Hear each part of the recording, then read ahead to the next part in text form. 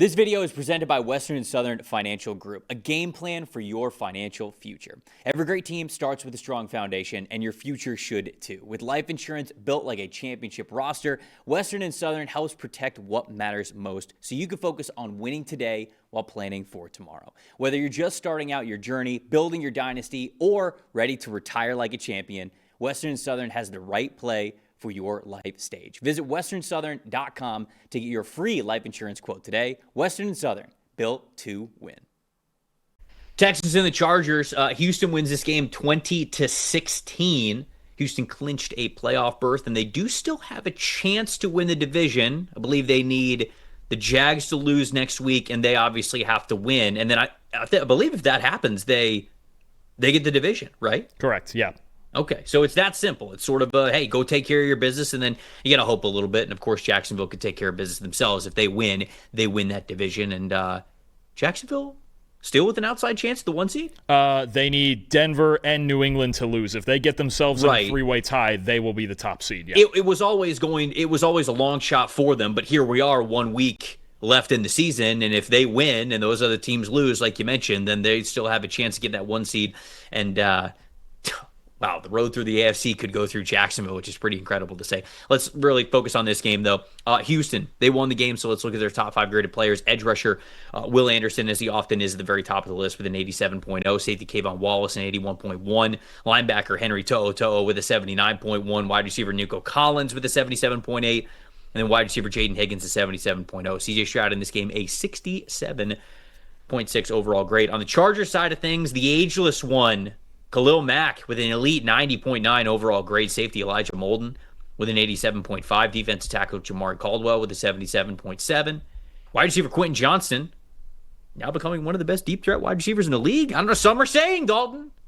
76.1. Offensive guard Zion Johnson with a 69.4. And Justin Herbert with a 69.0. Stat that told the story. I think we just have to talk about this game, to me, in the context of where a spot when you're playing the Houston Texans that you don't want to be in. Trevor, if you told me that you have to pick what team being down 14-0 would you least want to face in the NFL, it would be the Houston Texans, right? And, you're going to go into the offensive Brother, if it's 0-0 first and 10 starting the game, the defense, I probably don't. That might be the case as well, but especially this is the worst team in the league you could be in obvious passing situations against because for as much as they have CJ Stroud, they have Nico Collins, they have Derek Stingley, they have Kamari Lassiter, the heart and soul and identity and superpower of this team is for their front four to just dominate for 60 minutes, and that's what they did in this game, especially with the luxury of an early 14-0 lead. You mentioned it. Will Anderson, as always, at the very top of that list, one of the best players in football. Danielle Hunter with 7 pressures and a sack. Derek Barnett with 2 sacks. Danico Autry with 4 pressures and a sack. A guy like Tommy Togiai in the middle, forcing cutbacks in the run game, making life a lot harder in the run game for the Chargers. I mean, Sheldon Rankins, and they just have so many guys up front. And again, they don't just control the game.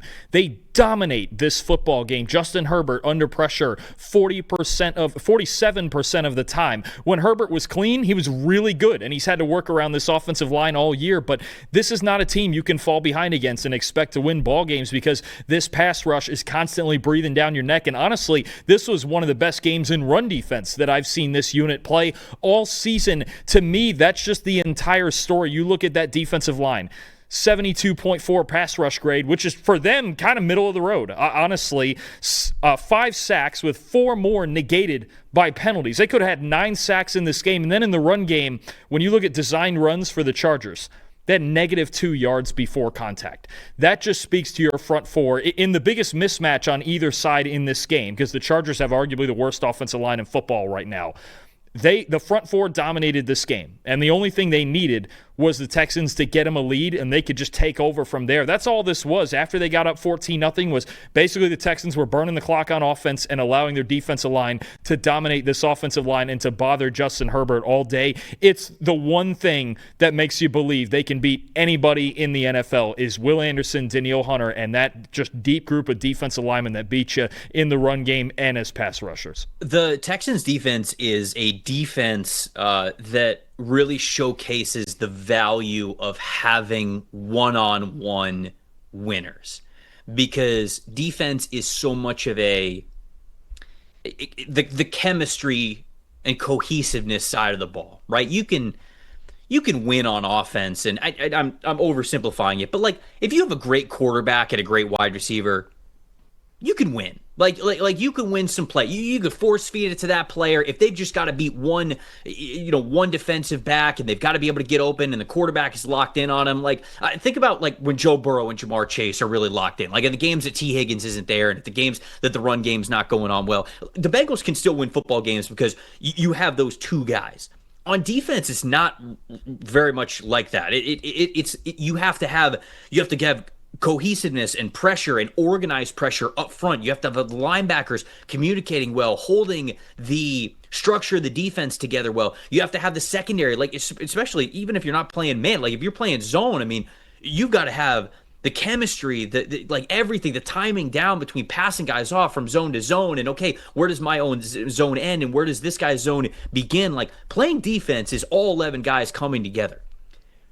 When you have a defense like the Texans, I'm not saying that they don't play together, but you have a one-on-one winner in Will Anderson Jr. You have a one-on-one winner in Danielle Hunter. You have a one-on-one winner in Derek Stingley Jr. on the outside. You have another one-on-one winner on the outside in Kamari Lassiter. And the fact that they have those four players that can all individually win their matchup anytime they have one-on-one opportunities, the value of that is unbelievable, because football is so much about a numbers game. You're trying to have more blockers than they have defenders in the run game. You're trying to have more receivers than they have defensive backs on one side of the field. Like you're trying to always get a numbers up advantage. And when you have 1-1, and yet you have a numbers advantage when it is 1 versus 1, the value of that is unbelievable, especially when you have four players at these specific spots, 2 one-on-one edge rush winners and 2 one-on-one cornerback winners when it comes to being able to play man coverage. That is what gives you the flexibility to do so many other things. Be as aggressive as you possibly want. Have 1 high safety, 2 high safeties, rotating safeties, inverted coverages, blitzing linebackers up the A and B gaps, like whatever it is, you have that sort of flexibility to be as aggressive as you want because you have those talented players in those opportunities. So that's, to me, what is so impressive about how Houston has built their team, is that they've focused on those 4 one-on-one winners on the defensive side of the ball. My staff that told the story is actually the Chargers defense, on the Chargers defensive side of things. Dalton, before week 17, they had given up 2 total touchdowns on passes of 20 or more yards. The most yards that they have ever given up on targets of 20 or more yards in a single game was 87. Okay, that was in any game before week 17. In week 17, they gave up a doubling 2 touchdowns on passes of 20 or more yards, and they gave up 118 passing yards, which is the most that they have given up in a single game this season on passes of 20 or more yards. Jesse Minter has built one of the defenses that is best in this league at defending and deterring, I should say, deep passes.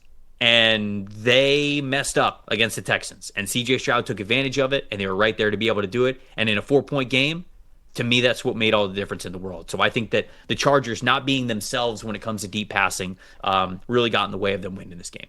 This was, again, a team that they did not want to fall behind. I just wanted to check and see who had the other 2 deep touchdowns. One was Bo Nix way back in, I think that was week 2 or 3, and one was Dak Prescott actually last week. So that's 3 in the past 2 weeks that they've given up after 1 before week 16. No, I mean, it was a huge difference in this game for the Texans to be able to hit those early home runs against a defense that just doesn't give them up, right? As disciplined in zone coverage as they are every single week. The Texans getting ahead 14-0 was the story of this game. And then you have the defense just taking over from there, because it's extremely hard to come back from 2 scores down on this team. So credit to their defense, credit to Miko Ryans and the game plan that they put together. Nick Caley, the game plan he put together in the first quarter, because the final 3 quarters, the Chargers defense played great. They only gave up 6 points, but getting ahead and allowing the defense for the Texans to control the game, that was really the difference.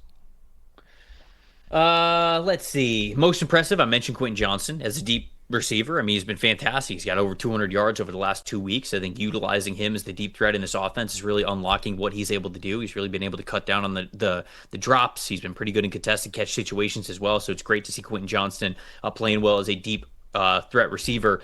Most disappointing to me is just the Chargers offensive line overall. 48.0 blocking grade in this one. Mekhi Becton, Bobby Hart, like their offensive line grades, those guys were 40s or below when it comes to overall blocking grade.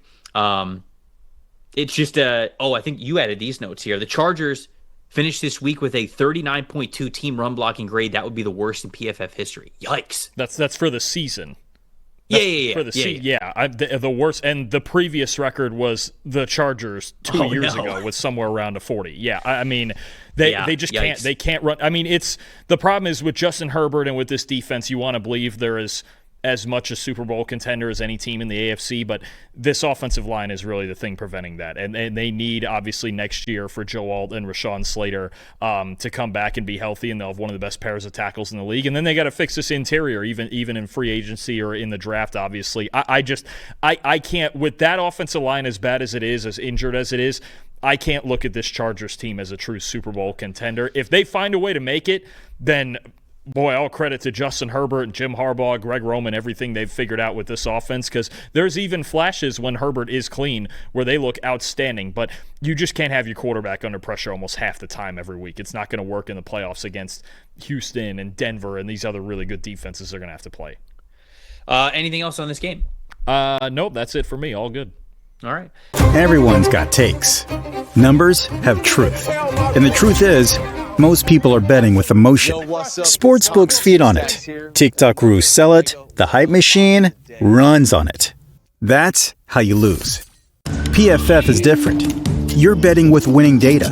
The same data trusted by all 32 NFL teams and the sharpest minds in the game. PFF betting tools take every prop, every matchup, every angle, and run them through our custom models. Built on the best football data in the world. What comes back is your edge. Simple, sharp, and built to win. Want to go deeper? PFF puts a pro-level analytics department in your hands, giving you the same insights teams use to find every advantage. Build your game plan with matchup analysis. Project every snap, every matchup, and every edge before kickoff, because the smartest plays start long before Sunday. Hit rates show how a player performs against their prop and against defenses built the same way. It's the data that gives you real confidence in every pick. Next, Key Insights translates PFF data into the story behind every matchup, giving you the why that powers your bets. From coverage schemes to defensive looks, it's the context that turns raw numbers into winning decisions. When you're ready to take action, filter through every prop on the market and focus on the opportunities that matter, by game, matchup, or value. Then, shop for the best available line in your area and tap your book of choice to place the bet instantly. Everyone's got takes, but now you've got truth. Bet with data, win with PFF.